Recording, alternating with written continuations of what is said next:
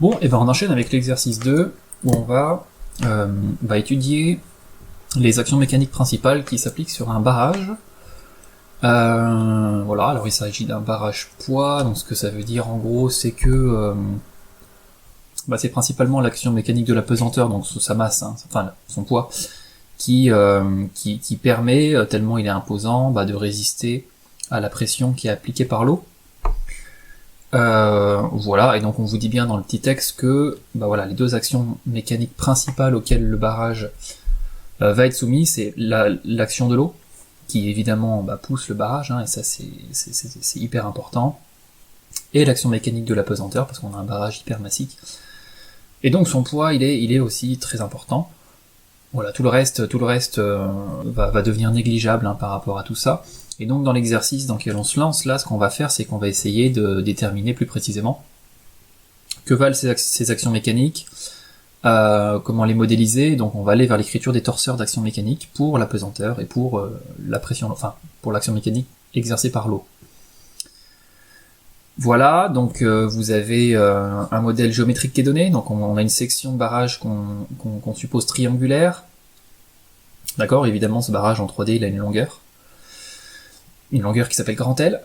Ok, donc les deux côtés principaux de notre barrage sont notés petit a et grand H. Voilà, quoi d'autre, on note grand M sa masse, et puis la masse volumique de l'eau, on vous la donne, mais vous la connaissez, ça fait 1000 kg par mètre cube. Voilà, il y a une dernière chose, c'est qu'on vous dit que on va placer le point O ça va être l'origine de notre repère, dans le plan médian selon la direction Y. Donc en fait ce que ça veut dire c'est que dans cette direction-là, la direction Y c'est ça, c'est la longueur du barrage, et l'origine de notre repère on le met au milieu. Voilà, donc vous imaginez le plan qui est au milieu là, c'est ce plan là qui est dessiné, et donc l'origine du repère dans lequel on vous propose de travailler, il est là. Donc il est au plus profond de l'eau là-bas, mais selon le plan qui est à une moitié de longueur du barrage. Voilà, donc on va s'y tenir. Alors, je garde que l'essentiel, le dessin, les données, et donc on se lance dans les questions. Alors vous allez voir que c'est un exercice hyper complet, hein. C'est un bon moyen de conclure ce cours 8.1. On va à la fois faire en 4 questions une recherche de centre de gravité, un passage de modèle local à un modèle global en ce qui concerne une action mécanique massique, ça sera la pesanteur. Ensuite, en ce qui concerne une action mécanique surfacique, ça sera l'action de l'eau. Et puis voilà, tout ça dans un même exo, donc c'est un exercice qui est complet. Et on commence dans la question 1 par, c'est ce que je disais, déterminer le centre de gravité de notre barrage. Donc question identique à ce qu'on a fait dans l'exercice précédent, et à ce qu'on avait fait aussi dans le cours, enfin la fin du cours sur le cône. Il faut qu'on trouve le centre de gravité de ce truc-là. Ça sera la dernière fois qu'on fera ça, et puis on aura balayé 3 exemples, donc ça devrait, je pense, suffire. Alors, pour qu'on y voit un peu plus clair, parce que là, ce dessin-là, alors il est bien pratique, hein, mais il est que 2D, donc voilà, le centre de gravité, évidemment, il porte sur un volume, hein. Donc j'essaye de le représenter en 3D, ce truc-là, donc c'est la section qu'on nous donne ici, hein. Mais selon une longueur qui équivaut, c'est comme ça que c'est noté, grand L. Voilà, j'ai repris les notations. Ensuite, on va dans le cadre de notre recherche de centre de gravité travailler sur un point P quelconque qui va se balader dans notre volume. Donc voilà, j'en ai choisi un au hasard, je l'ai mis ici. Ce point P, il va être amené à se balader partout, hein, donc il va être défini, il va être localisé par un vecteur position, qui a priori va avoir une composante selon X, une selon Y, une selon Z, et je les note comme ça, hein, de façon classique. Et ce petit point P, enfin chacun des points P du volume va être entouré d'un petit volume élémentaire infiniment petit, le fameux dV dont on parle depuis le début. Et là, évidemment, on va travailler en coordonnées cartésiennes, hein. Alors, je m'y suis tenu pour le vecteur position, et puis je m'y tiens aussi pour le petit volume dV qui va être du coup un petit cube de côté des X, des Y et des Z. Voilà. Je vous dis dès maintenant, mais on en redira un peu plus tout à l'heure, qu'on va avoir besoin, un peu comme on avait fait dans le cône, de définir cette longueur là que je note XZ. Ce que je note XZ, c'est la largeur du barrage dans la direction X pour une altitude Z donnée. D'accord, donc ce XZ il va être variable, hein. Plus Z est grand, plus je suis haut dans le barrage, plus la largeur du barrage est courte, donc plus ce XZ va être petit. Ça va être une bande d'intégration, ce truc-là, tout à l'heure, quand on fera nos calculs d'intégrale. Donc là, voilà, je dis que ça, mais on y reviendra tout à l'heure, vous verrez pourquoi c'est nécessaire, et on verra combien ça vaut. Donc, maintenant que ça a l'air d'être un peu clair, on va se lancer dans la localisation du centre de gravité de ce truc-là. Et donc, réflexe, il faut commencer, non pas par foncer dans le calcul, mais par se questionner sur les éléments de symétrie. Et là, il y en a. Alors, il n'y en a pas beaucoup, mais il y en a un. Il y a un plan. Il y a un plan de symétrie, c'est le plan OXZ. D'accord? Donc le plan qui passe par le point O et qui est constitué des directions X et Z. Autrement dit, le plan de normale Y. D'accord? Donc ce plan-là, là, il coupe le barrage en deux. D'accord? C'est d'ailleurs le plan qui était donné ici. Hein. Il coupe le barrage en deux, donc c'est voilà, c'est un élément de symétrie, et ça veut dire que le centre de gravité qu'on cherche, eh ben, il est quelque part sur ce plan-là. On sait pas où, donc il est sur cette surface-là. Ou sur cette surface, je sais pas, mais il est là-dessus, il est pas plus loin dans le barrage ou plus proche. Et donc ça nous renseigne sur une des trois coordonnées, qui est la coordonnée Y. Puisqu'on est sur le plan de normale Y, c'est que la coordonnée dans la direction Y de ce centre de gravité, elle est nulle. D'accord? Bon, reste à trouver la coordonnée selon X, et la coordonnée selon Z. Hein. Où est-ce que je suis horizontalement là, et où est-ce que je suis verticalement, le centre de gravité, pas évident, hein, imaginez. Donc il reste à trouver ces deux coordonnées là, et donc là il faut passer par le calcul. Je rappelle pour le premier exemple qu'on avait fait ensemble, le cône, il restait qu'une coordonnée à trouver par le calcul, pour l'exemple précédent, il en restait également qu'une, là il en reste deux. Donc on va, là a priori, on va appliquer notre calcul deux fois, une fois pour X, une fois pour Z. Et rappelez-vous, hein, avant de se lancer dans le calcul, on va avoir besoin de deux choses. Déjà clarifier le petit volume élémentaire, on vient de le dire, hein, mais donc je le redis parce qu'on va en avoir besoin dans nos calculs d'intégrale. On est en coordonnées cartésiennes, donc les petits volumes élémentaires, on va les écrire dx, dy, dz. Et pas r, dr, dθ, dz, hein, mais voilà, dx, dy, dz. Et on va avoir besoin à la fin de notre calcul de remplacer le volume de ce truc-là par ce que ça vaut. Donc voilà, on va se poser la question que vaut le volume complet de notre barrage. C'est pas compliqué, hein, là c'est une forme simple. Ça fait l'aire de ce triangle rectangle fois grand L, hein, et l'aire de ce triangle rectangle c'est côté fois côté sur 2, donc A fois H divisé par 2. D'accord? Donc le volume de notre barrage c'est A fois H divisé par 2 et fois L. Voilà. Bon bah là on peut se lancer dans le calcul, et donc je vous propose de commencer par le calcul de XG, et on se questionnera sur le ZG tout à l'heure. Alors, pour se lancer dans le calcul, on prend la formule du cours qui dit que le centre de gravité, on le positionne de la façon suivante, 1 sur m fois l'intégrale des OPdm en balayant tous les points de notre volume. Alors, ils nous ont pas donné de nom dans le sujet, donc je le note sigma. C'est un peu la notation classique. Voilà. Et comme d'habitude, il faut remplacer les masses par des volumes, enfin plutôt par ρ fois le volume. Donc la masse devient ρ fois le volume, la petite masse dm devient ρ fois dv, les masses volumiques se simplifient parce que, alors je sais plus si on nous le dit d'ailleurs, oui on nous le dit, regardez, la masse du barrage est considérée comme un solide, le barrage est considéré comme un solide homogène. Donc sous-entendu, la masse volumique, c'est la même partout, et donc le ρ qui va se trouver là-dedans va se simplifier avec le ρ qui est là, et donc je passe à l'écriture sous forme de volume. Parce que c'est homogène, hein. Voilà, et là, on va pas, comme dans les deux exemples précédents, en fait, on va pas se lancer dans le calcul directement, puisque je vous rappelle que ce qu'on cherche, c'est pas OG complètement. OG, on en a déjà déduit une coordonnée tout à l'heure, on se questionne là que sur XG. Donc, je vais projeter ce truc-là dans la direction X. Quand je projette OG dans la direction X, ça me donne justement XG, ce que je cherche. Et OP, lui, quand je le projette dans la direction X, ça donne petit x, la coordonnée variable dans cette direction-là.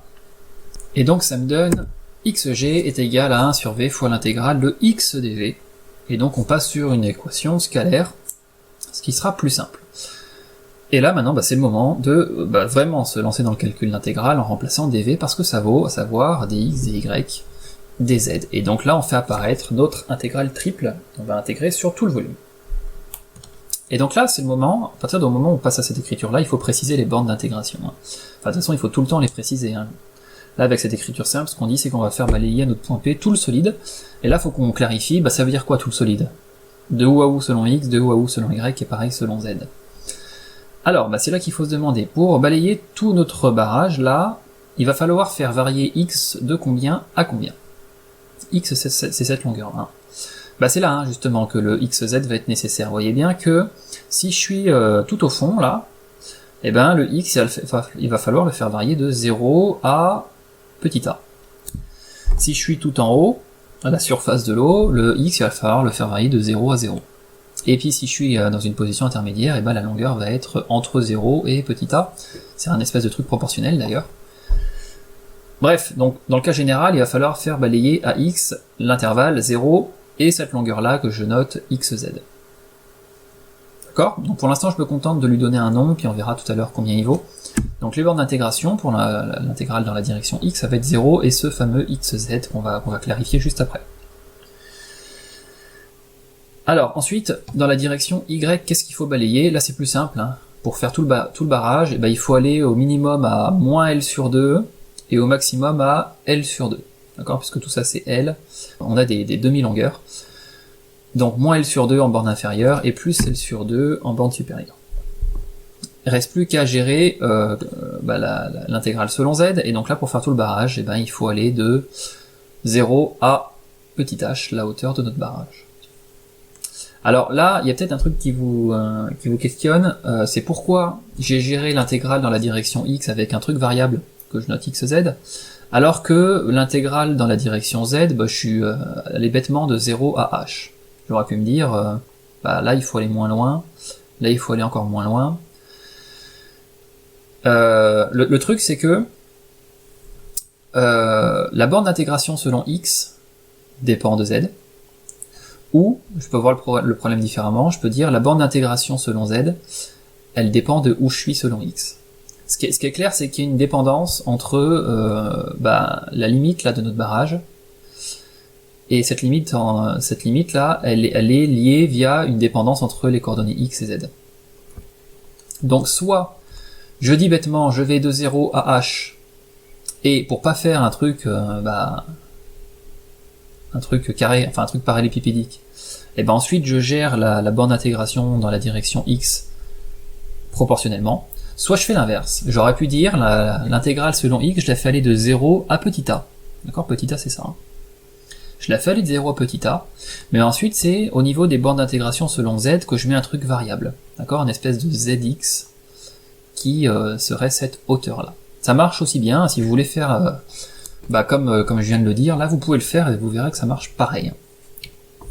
D'accord, mais la particularité de ce genre de géométrie, c'était vrai pour le cône aussi, c'est qu'on a une borne d'intégration qui dépend d'une autre position.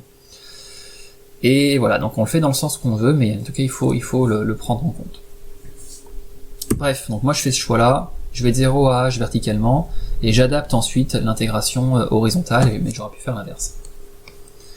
Et je le redis aussi, hein, là j'intègre selon x, puis y, puis z, hein, parce que voilà, c'est l'ordre classique, mais on a le droit d'intégrer dans un autre sens si ça nous plaît plus, hein, pas de problème. Alors, c'est le moment de faire la première intégrale. La première intégrale, c'est l'intégrale selon x, et là ce qu'il faut intégrer, c'est x. Donc primitif de ce truc-là, x au carré sur 2, et vous l'évaluez entre le xz et 0, ça fait xz au carré sur 2. Voilà. Donc la première intégrale, c'est fait. Et là, c'est le moment. Voilà, le xz apparaît dans nos calculs, il faut le remplacer parce que ça vaut ce truc-là. C'était qu'une notation, hein, xz, c'est cette longueur-là. Et en fait, comme dans le cône, alors il y a plusieurs façons de faire, mais avec un petit théorème de Thalès, c'est peut-être le plus rapide. Je vous ai refait là le petit dessin de la section là, juste de côté. Voilà, et donc on voit le grand triangle qui est la section de notre barrage avec une longueur A et une hauteur H. Puis on peut voir un autre triangle inclus là-dedans, avec un petit côté qui est le xz qu'on cherche, hein, et un autre petit côté vertical qui vaut, alors attention, qui vaut h moins z. Et donc vous faites votre théorème de Thalès là-dessus, et puis vous en extrayez le xz qui vaut du coup ça. A sur h, facteur de h moins z. Ok. On peut vérifier que ça marche bien. Hein. Si je suis tout en bas, donc à une altitude z qui vaut 0, et ben le xz vaut a. C'est bien le cas. Hein. Il faut balayer tout ça si je suis tout au fond de l'eau, quoi. A l'inverse, si mon z vaut grand H, donc si je suis tout là-haut, donc à la surface de l'eau, les bandes d'intégration, il faut qu'elles aillent de 0 à 0, hein, et remplacer z par h là-dedans, ça fait bien 0.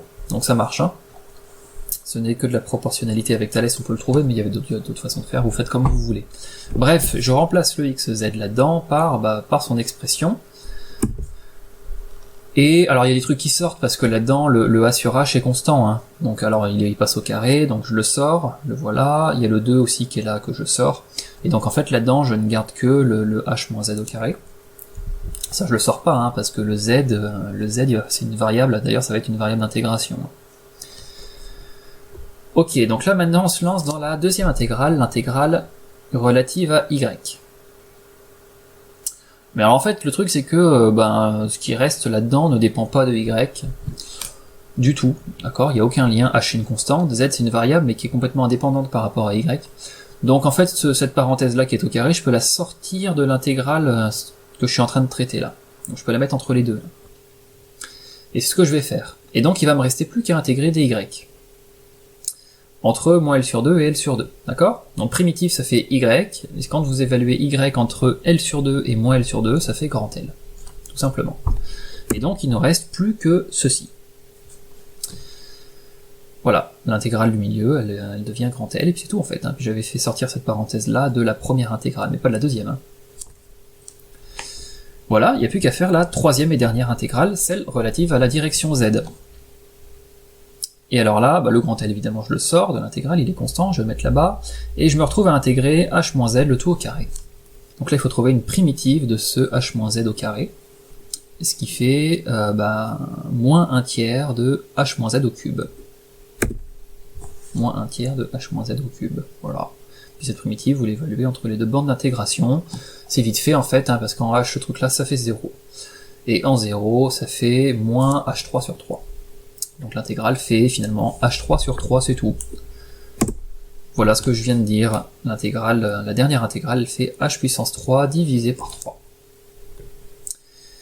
Et là, il n'y a plus qu'à simplifier, ça va pas mal se simplifier. Alors déjà, les h3 simplifient avec les h2, il reste plus qu'un h en haut, puis les 2 fois 3 font 6. Et en fait, il n'y a plus qu'à remplacer le volume par ce qu'il vaut. Alors moi c'est dans une diapo précédente, mais on en avait parlé au tout début, le volume ça fait quoi? Ça fait H fois A fois L divisé par 2, du coup il y a plein de choses qui partent. Et donc vous restez seulement A sur 3. C'est assez rassurant ce truc là, parce que c'est homogène à une longueur, hein, et voilà c'est ce qu'on cherchait, on cherchait une coordonnée, où est-ce que se trouve notre centre de gravité. Il est à 1 tiers de la distance A. Ça c'est la coordonnée selon X, c'est la coordonnée horizontale. On vient de dire que horizontalement le centre de gravité il était à 1 tiers de cette longueur A, donc quelque part par là. Voilà. On sait toujours pas où il est verticalement, ça c'est la coordonnée ZG, dont on n'a pas encore idée, mais en tout cas horizontalement, voilà, on est à 1 tiers. Voilà ce qu'on vient de montrer. Ok. Donc voilà, je rappelle juste ce résultat là. Je vous rappelle que on connaît la coordonnée selon y, on l'a trouvée par symétrie, elle est nulle. On vient de trouver la coordonnée selon x, il reste à trouver la coordonnée selon z. Et alors là, soit vous vous lancez dans les calculs et vous allez très vite vous rendre compte que c'est exactement la même chose que ce qu'on vient de faire à l'instant. Soit vous trouvez ça logique. Mais ce qui est clair, c'est que le calcul va être équivalent, et donc la coordonnée verticale, le fameux zg, ça va aussi être 1 tiers de cette fois de la hauteur. D'accord? Parce qu'en fait le barrage il a la même tête vu verticalement que vu horizontalement. Vous faites faire un quart de tour à notre section là, puisque c'est un triangle rectangle, ça a la même tête. D'accord? Il y a juste une espèce de mothétie, horizontalement on a une longueur A, verticalement on a une longueur H qui est un peu plus haute, mais c'est la même forme, donc le résultat est de même nature. C'est simplement que le A c'est pas le A mais c'est le H quoi. D'accord? Donc voilà, c'est relativement logique, et puis si de toute façon ça vous paraît pas logique, relancez-vous dans le calcul, ça sera l'occasion de le faire encore une fois, vous allez voir que ça se passe exactement pareil, aux notations près, le A et le H va s'intervertir, et donc vous allez tomber là-dessus, c'est sûr. Voilà, du coup on a trouvé notre centre de gravité, en tout cas où est-ce qu'il se trouve. Le vecteur position, il faut conclure en donnant ça, le vecteur position, il vaut A sur 3 dans la direction X, rien dans la direction Y, on l'avait dit au début par symétrie, et H sur 3 dans la direction Z, on vient de le déduire, puisque c'est un calcul équivalent. Ok.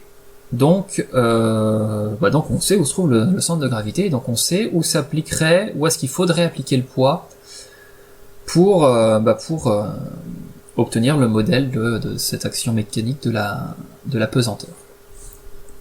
Alors question 2, justement, ça va un peu dans ce sens-là, il faut qu'on détermine le modèle global.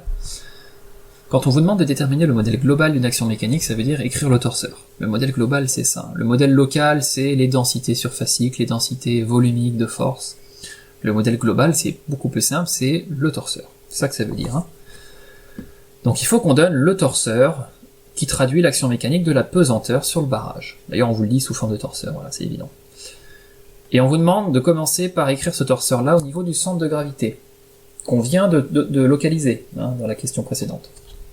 Donc là c'est facile, hein, la pesanteur au centre de gravité, vous savez que ça vaut au niveau de la résultante le poids, donc m fois g. M c'est la masse de notre barrage, et g, je le note g hein, évidemment, puis c'est orienté par moins z dans ce cas-là. Et je sais que à condition d'être au centre de gravité, c'est ce qu'on nous demande de faire, le moment de cette action mécanique, il est nul. Donc le torseur, le voilà. Hein. Notez-le bien, hein, c'est le taux de la pesanteur, ou une façon de le noter, sur notre barrage. Alors vous lui donnez un nom s'il n'a pas de nom, soit vous écrivez barrage, soit vous lui donnez un nom comme j'ai fait. Mais en tout cas, il faut écrire des choses là. Donc voilà, le poids d'abord, et puis 0, puisque je suis au centre de gravité, c'est pas plus compliqué que ça. Et on a le droit d'écrire ça parce que, ça y est, grâce à la question 1, on sait où il est ce centre de gravité. Donc ça a du sens. Mais alors on nous demande dans la question 2 de pas seulement se contenter de l'écrire au centre de gravité, manifestement c'est pas ça qui est intéressant pour la suite de l'étude qu'on pourrait mener, mais c'est de savoir combien il vaut en haut. D'accord ? En haut c'est ici, il y a de bonnes chances pour que, d'un point de vue mécanique, ce soit un des endroits critiques où il puisse y avoir des efforts particulièrement importants là-dedans. Et donc il semblerait qu'on ait bien envie de savoir que vaut l'action mécanique à cet endroit-là. Donc il faut qu'on déplace ce torseur-là de G vers O. Ok ? Je vous rappelle que G, il est là, hein. Il est à 1/3 horizontalement et il est à 1/3 verticalement. Notez-le si vous le préférez. Donc, qu'est-ce qui se passe quand on déplace ce torseur-là? Comme tous les torseurs du monde, la résultante ne varie pas, vous pouvez la recopier, alors que le moment, lui, il change. Et le moment, il change via la formule du changement de point. Donc il faut calculer ce moment en haut. Voilà, le moment en haut de l'action mécanique de la pesanteur sur notre barrage sigma, c'est le moment G, plus la force vectorielle GO. Le moment G, c'est 0. La force, c'est notre résultante, hein, c'est moins mgz. Et GO, c'est l'opposé de OG, le vecteur qu'on a défini à la question précédente. Donc je remplace tout ça. Donc ça c'est ma force, moins mgz, et ça c'est l'opposé, donc avec des moins du vecteur position de notre centre de gravité, qui est à 1/3 horizontalement et verticalement. Voilà.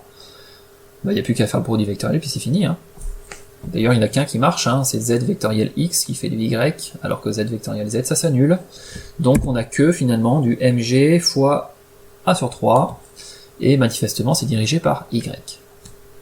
Alors avant qu'on enchaîne du coup avec l'écriture du torseur en haut, c'est ce qui était demandé, remarque, on aurait pu faire ce calcul-là, de changement de point, non pas avec la formule du changement de point, mais avec la méthode rapide, qui permet de faire l'impasse. Là c'est un cas relativement simple où on peut faire ça, donc je vous propose de le faire. On se demandait quel était le moment en haut, d'accord, sachant qu'on vient de dire juste avant que le centre de gravité, voilà, cette fois je l'ai représenté, il est là, il est à 1/3 verticalement, et il est à 1/3 horizontalement, j'ai essayé de respecter ça. Et on a dit que, voilà, l'action mécanique de la pesanteur, ça revenait à mettre une force qui valait moins mgz au niveau du centre de gravité. Donc voilà, le poids c'est ça. Enfin c'est le poids que je positionne au centre de gravité. Et la question qu'on est en train de se poser là, c'est quel va être le moment produit par cette force au niveau du point O. Et je vous rappelle la méthode rapide. La méthode rapide, elle consiste à dire, un moment de force, c'est la force fois le bras de levier. La force fois le bras de levier en norme, hein, d'accord? La force en norme, ça fait mg. Le bras de levier, rappelez-vous, c'est la distance la plus courte entre le point qui m'intéresse, donc ici O, et la direction de la force dont on parle. La distance la plus courte entre cette flèche-là Et le point O, bah, c'est cette petite distance-là. Que voilà. Et cette petite distance-là, bah, c'est A sur 3. D'accord? C'est la coordonnée de G selon X. Donc le bras de levier, c'est A sur 3. D'accord? Donc vous faites force fois bras de levier, ça fait mg fois A sur 3. mg fois A sur 3, vous avez déjà la norme de votre moment en haut. Ok? Dans l'étape 2, ce qu'il faut faire, c'est se demander quel est le signe et quel est le vecteur directeur. Demandez-vous quel serait l'effet de cette force en termes de rotation autour du point O. D'accord? Imaginez que ce soit le point O qui soit un centre de rotation. Cette force-là, quel effet elle aurait s'il y avait que ça, hein, donc notamment s'il n'y avait pas le sol? Et ben ça aurait pour effet de faire tourner le barrage. Alors pas sur des tours complets, mais au moins dans un premier temps, de faire tourner le barrage comme ceci. D'accord? Et alors cette direction-là, bah, c'est la direction, c'est pas X, c'est pas Z, du coup c'est Y. Hein. C'est la direction perpendiculaire à notre dessin. Voilà, donc c'est bien du Y. Alors c'est du plus ou du moins Y d'ailleurs. Comprenez comment il est orienté Y? Si X est par là, et que Z est par là-bas, ben faites la règle des 3 doigts, hein. Si X est par là-bas et que Z est vers le haut, bah, c'est que Y il rentre dans le dessin. Contrairement à ce qu'on fait d'habitude. On a un Y qui rentre dans le dessin. Et donc cette rotation-là, du coup, bah, c'est bien une rotation selon plus Y. Ça a l'air d'être un sens anti-trigo, hein, d'être un sens horaire, mais du coup c'est pas le cas parce qu'on a un Y qui rentre dans le dessin. Donc c'est bien un sens positif du coup dans ce cas-là. Ok? Donc bref, bah, du coup on tombe bien sur ce même résultat-là. Et quand on a l'habitude de gérer ça avec les bras de levier, ça va plus vite hein, que d'écrire la formule et de se faire des produits vectoriels. Donc pensez-y, parce que quand on va être en statique, là, dans le prochain TD, on va avoir à faire ça, parce que des formules du changement de point, on va des fois en avoir beaucoup à faire. Et donc si on se tape les formules à chaque fois, ça prend du temps, quoi. Alors qu'avec les bras de levier, ça peut aller beaucoup plus vite.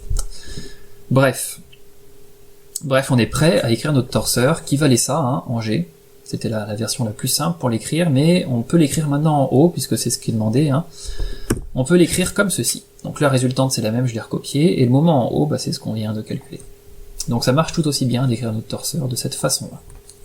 Ok, bah c'est terminé pour les deux premières questions qui portaient sur l'action mécanique de la pesanteur. On a tout clarifié, on sait combien ça vaut, on a tout le torseur.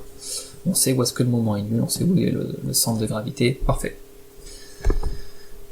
On va maintenant se lancer dans l'étude de l'action mécanique exercée par l'eau sur le barrage, hein, parce que bien évidemment que l'eau là bah, pousse le barrage vers la droite. Et donc on va bien faire un peu la même démarche et écrire le torseur de cette action mécanique.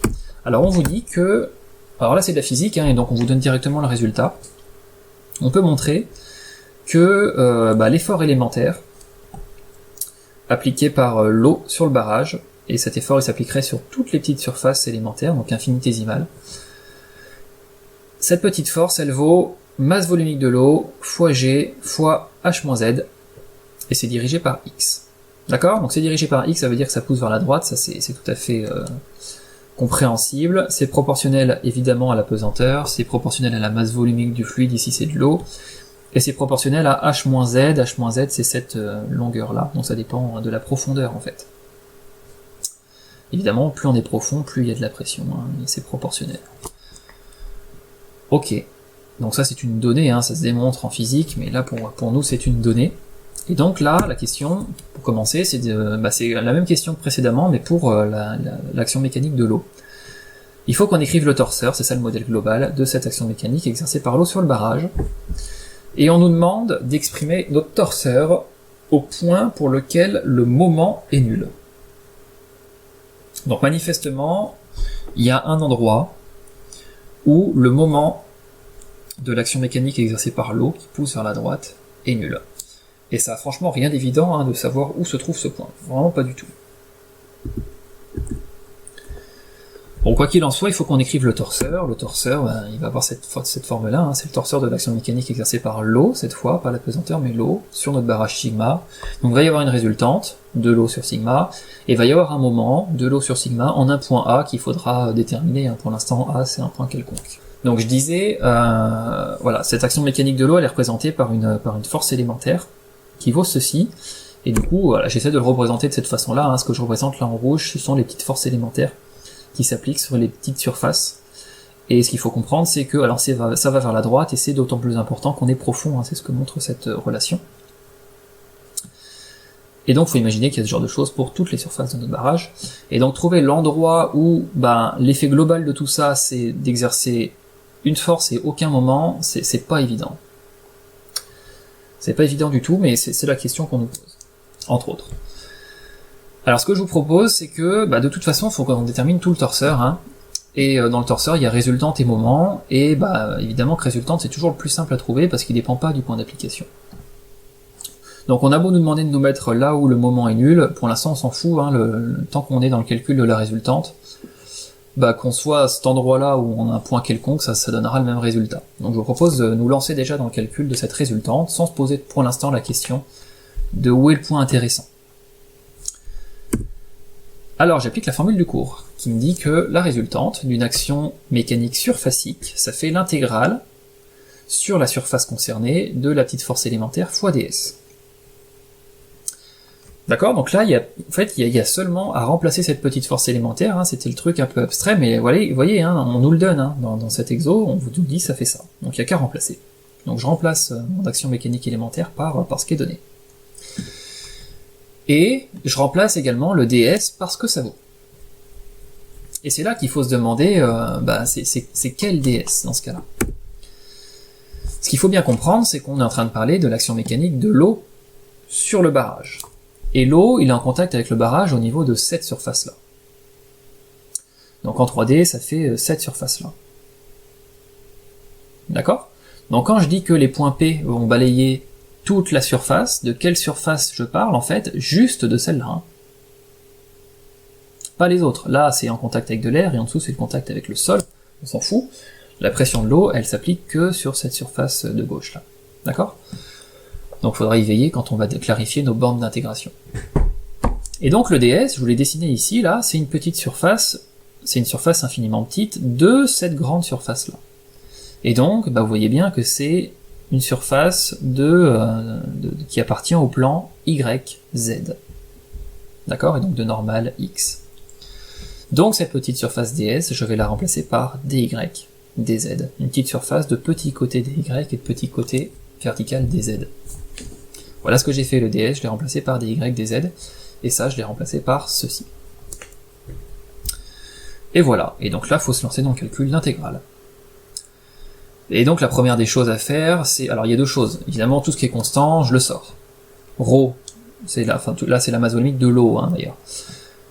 C'est une constante, hein, donc ça sort de l'intégrale. G, même chose, c'est une constante, ça sort de l'intégrale. Bon, h-z, non, hein. Ça va être à intégrer. X, attention, X a beau être une notation qui a l'air de ressembler à une variable, c'est pas le cas, hein, c'est un vecteur unitaire. Hein. Donc lui, il est hyper constant, il est constant en norme, il vaut 1 tout le temps, et il est constant en direction, hein, il tourne pas ce X, d'accord? C'est lui là. Donc il est constant ce vecteur, complètement, donc il sort de l'intégrale. N'ayez pas peur d'avoir des vecteurs dans une intégrale, c'est pas grave. Hein. Il est constant, donc on le sort de l'intégrale. D'accord? Bon, moi j'ai l'habitude de, quand je sors mes vecteurs, de les sortir à droite, puisque les vecteurs on les met souvent à la fin. Donc voilà, moi je vais les sortir et je vais les mettre là-bas. Ok, donc on sort ρ, on sort g, on sort le vecteur x, et il faut qu'on clarifie les bornes d'intégration. D'accord? Donc là c'est une intégrale double, hein. J'intègre sur une surface, je vais intégrer dans la direction y et dans la direction z. Intégrale double, et donc il faut déterminer les bornes d'intégration pour balayer toute la surface qui est concernée par le contact avec l'eau. Dans la direction y, il va falloir aller de moins L sur 2 à plus L sur 2. Voilà ce que j'ai indiqué. Et dans la direction z, il va falloir aller de 0 à grand H. Et de cette façon-là, on va balayer ce rectangle-là. Voilà ce que j'ai fait, ok. Et donc là, on traite les deux intégrales dans l'ordre. Je commence par l'intégrale, puisque c'est comme ça que je l'ai écrit, y. Bon, là, h-z, c'est indépendant de y. Donc ça, ce h-z, je peux le sortir de la première intégrale. Pas de la deuxième, mais je peux le sortir de la première, le mettre là. Et donc je me retrouve à intégrer des y. On l'a déjà fait tout à l'heure, en fait, ce calcul-là, et donc quand on intègre des y entre L sur 2 et moins L sur 2, ça fait grand L. Et donc je tombe là-dessus. Ok, le grand L est constant, il sort, et je me retrouve avec ma dernière intégrale, ma deuxième et dernière, il faut intégrer h-z. Primitive, ça fait h moins z au carré sur 2, et vous l'évaluez entre 0 et grand H. Et ça fait h carré sur 2. D'accord? Donc ρg fois L qui est sorti, et l'intégrale qui reste, elle fait h carré sur 2. Et je vous rappelle que le vecteur x, il a été sorti, hein, donc voilà, mais je l'oublie pas. Voilà. Bah, c'était votre premier calcul de résultante pour une action mécanique surfacique. Vous voyez que c'est pas plus compliqué, hein, c'est même souvent plus rapide, puisqu'il n'y en a que 2 des intégrales à faire. Et soyez pas alarmés, j'insiste, hein, par le fait qu'il y ait des vecteurs, là-dedans ça complique pas grand-chose, hein. En général ce sont des vecteurs unitaires, fixes, donc ils sortent, faut juste pas les oublier en route, quoi, hein. Ce qu'on écrit c'est bien un vecteur. Voilà, donc ce qu'on vient de dire là, c'est que l'action mécanique exercée par l'eau sur notre barrage, globalement, la résultante, la force équivalente, c'est ce truc-là. Donc l'idée qui consiste à voir le modèle local comme ceci, d'accord, des petites forces élémentaires qui s'appliquent et qui sont de plus en plus grandes en fonction que je vais profond, on est en train de dire que c'est équivalent à dire il y a une seule force, qui vaut ρ, g, L, h sur 2, sur h carré sur 2 dirigé par x. C'est équivalent, ça mènera au même effet. Le problème, c'est que pour l'instant, on ne sait pas où se place cette force. D'accord, j'ai mis un point d'interrogation parce que je sais pas où la placer, je sais pas s'il faut la mettre tout en haut, tout en bas, au milieu, j'en sais rien. Là, je l'ai mis au pif, hein, du coup. On sait combien elle vaut, on sait comment elle est dirigée, mais on sait pas où l'appliquer. Et donc là, voilà, c'est le moment de se poser la question de ce calcul du moment de force, maintenant. Et on nous demande, je vous le rappelle, de trouver l'endroit où le moment est nul. Alors moi, je pense que si on se lance directement dans la recherche du point où le moment de force est nul, ça peut devenir vite très compliqué. Donc moi je vous propose de faire de la façon suivante. On va calculer le moment de force en un point, peu importe lequel. D'accord, on sait calculer un moment de force, on va le faire. Des points, il n'y en a pas 50. Hein. Je vous propose de le faire en haut, du coup. Le point qui est tout en bas, là, voilà, on n'a pas beaucoup d'autres points qui sont sur la surface de contact entre l'eau et le barrage. Donc voilà, on peut faire le calcul en haut. Si on se rend compte que le moment de force en haut il est nul, coup de bol, on est tombé par coup de bol sur le point qui nous est demandé de trouver. Super. Si c'est pas le cas, on localisera l'endroit où le moment est nul via une formule du changement de point. Ce qui compte, c'est de connaître le moment au moins à un endroit. Dès qu'on connaît le moment à un endroit, avec la formule du changement de point, on fait ce qu'on veut. D'accord ? Voilà, donc je vous propose de faire le calcul du moment de force en haut. D'accord, issu de l'action de l'eau sur notre barrage. Et donc là, encore une fois, je reprends la formule du cours. La formule du cours dit qu'il faut faire l'intégrale de tous les petits moments de force élémentaires, à savoir OP vectoriel FDS. O parce que c'est en haut que je veux le moment, hein. Et P c'est le point dont je vais faire balayer toute la surface du contact au barrage. Voilà, donc il n'y a qu'à remplacer, c'est comme tout à l'heure, hein, d'accord, le F je le remplace par la même chose, le DS même chose, et le OP, je vous rappelle que le OP c'est un vecteur qui va vers un point quelconque de la surface. D'accord, et donc je reviens sur le dessin que j'avais fait tout à l'heure. OP, un point qui va, par exemple ici, hein, c'est un point qui va avoir une coordonnée selon Y et une coordonnée selon Z. C'est ce que j'ai écrit ici, mais pas de coordonnée selon X. D'accord, puisque pour être sur la surface dont je parle, il faut que la coordonnée selon X reste nulle. Ok, donc OP, je vais le remplacer par ça. Y selon Y, plus Z selon Z. Voilà, donc je suis revenu à mon calcul intégral, je remplace tout le monde. OP parce que je viens de dire, et ça, c'est comme on l'avait fait juste avant. Alors ça devient un peu plus long là, mais en fait ça va pas être beaucoup plus dur, hein, finalement. Ce qui est clair, c'est que on a un produit vectoriel à faire, donc il faut commencer par le faire. Hein. On a du Y vectoriel X, ce qui va faire du Z, enfin ce qui va faire du moins Z, et on a du Z vectoriel X qui va faire du Y.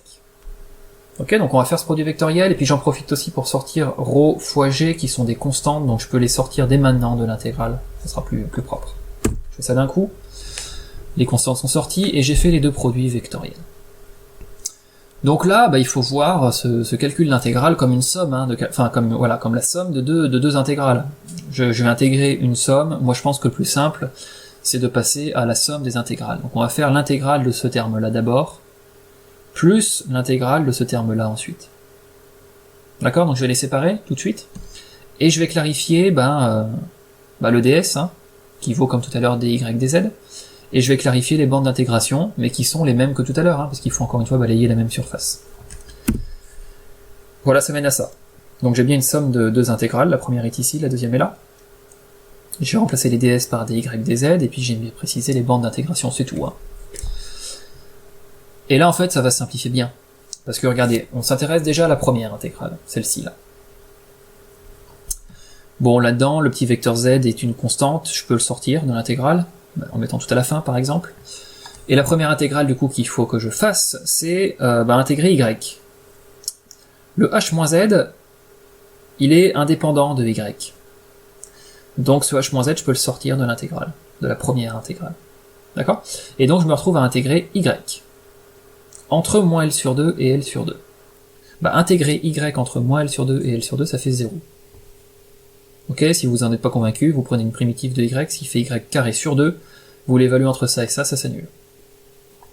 Donc cette première intégrale, elle disparaît. Et du coup, voilà, ça simplifie vachement, il reste plus que la deuxième. Ok, donc on va la traiter, la deuxième.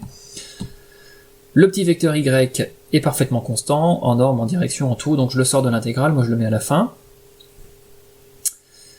Ok, ensuite il faut que j'intègre z fois h-z par rapport à y. Z fois h-z, c'est complètement indépendant de y, donc ça sort de la première intégrale. Et je me retrouve à intégrer seulement des y, entre L sur 2 et moins L sur 2, ce qui fait grand L. Bref, il reste que ça. Le z fois h-z que j'ai sorti de la première intégrale, et le résultat de cette première intégrale ne fait que grand L.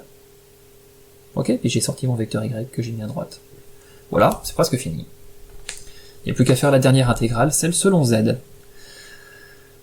Bon, bien sûr, la constante grand L, je la sors. Et il me reste plus qu'à intégrer, alors voilà, hein, ce z fois h-z.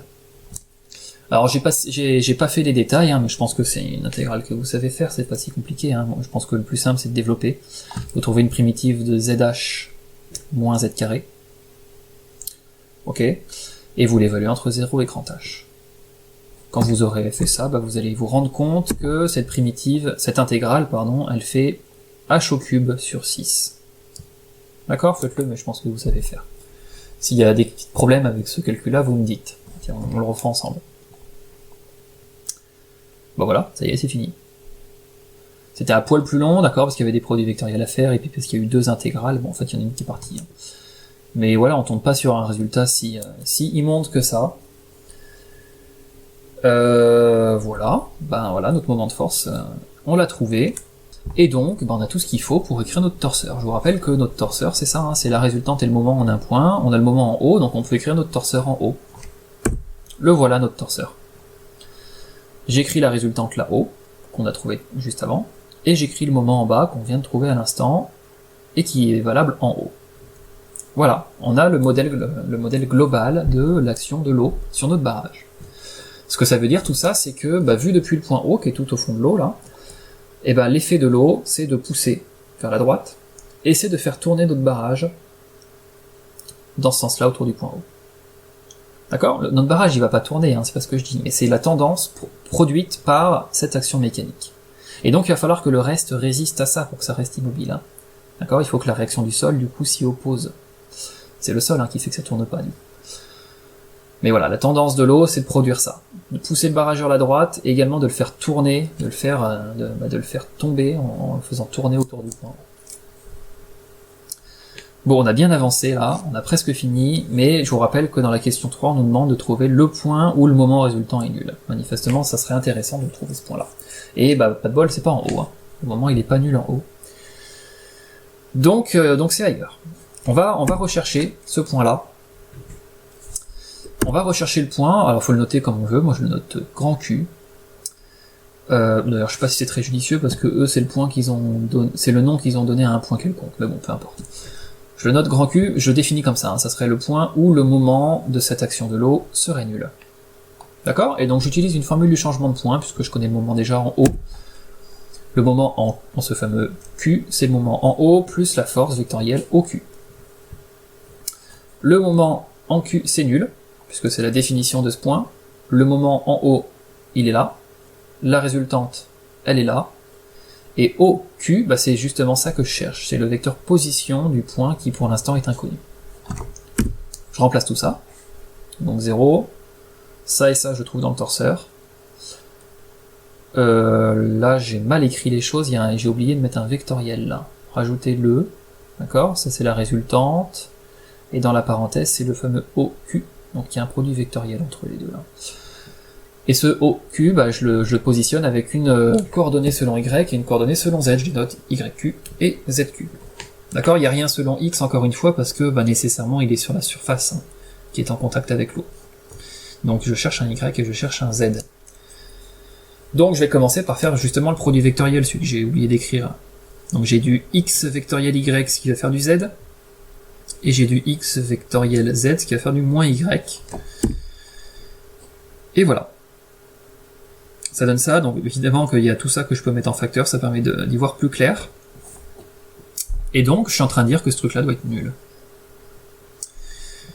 Donc, bah j'en déduis deux équations, une relative à ce qui se passe selon Y, hein, il faut que H sur 3 moins ZQ, c'est la coordonnée selon Y, ça fasse 0, et il faut que YQ, c'est la coordonnée selon Z, bah ça soit nul également.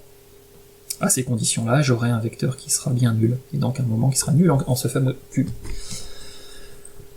Bah voilà, bah du coup je sais que le point que je cherche, déjà sa coordonnée selon Y est nulle.